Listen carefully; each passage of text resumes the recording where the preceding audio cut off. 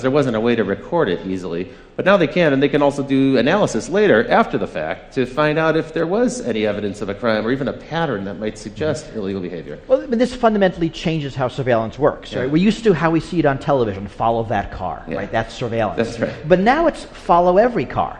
And actually, it's follow every car all the time, and we can follow that car 6 months ago because we've saved the data.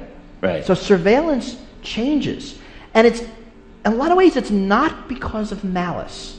Computers produce data. Right. I mean, whenever you use your credit card, your cell phone, your computer, data about what you're doing and where is produced. That's right. And as data storage drops to free, as data processing drops to free, it's easy to save it. Why not save it then? And so you have companies saving it, like a Facebook, a Google, they're saving it, governments are saving it, they're trading data. Right. Right, Google provides data to governments when asked under certain rules. Sometimes under subpoena, sometimes not. Sometimes not, and often we don't know. I mean, last month, a bunch of human rights individuals asked politely Microsoft to tell them who they're letting spy on Skype video calls. Right, so we're asking nicely. Did they get an answer? We did not yet. This is one of the concerns. It's there's a growing world of surveillance. We know that a lot of it's happening. We know a lot of money's being spent.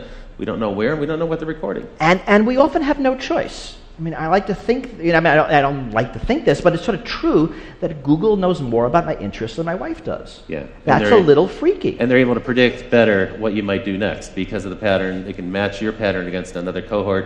And I've kind of never even met Google, let alone gone out of it. Here's a question from Twitter, and the question is, Minority Report, how long until we can predict when people will commit crimes? So how soon do you see that coming in the future? Well, I mean, what are we asking? How long before we can predict? Probably never. I mean, I don't think those are things we can predict. How long before we're going to start using the ability that we think we can predict? Well, we're doing it today. That's true. That's what the Raytheon Riot program That's what the no-fly list is. That's true. We predict that you are so dangerous that you're not allowed to fly for any reason, yet so innocent we can't arrest you. It's kind of a weird mixed bag of people. So those things are coming, and I think they're going to become more and more. I think as technology gets more dangerous, as the things a bad guy can do increase, I mean, think about bioprinters, think about homemade, I mean, all the things we're scared of, homemade nuclear weapons. Some of the topics we've covered on the show. As those things get scarier, the desire to stop someone before the fact. I mean, the only normal crime prevention is after the fact. Right? I'm going to let you murder somebody, the crime's gonna happen, and I'm just going to arrest you after the fact. That only works if I can live with the murder rate.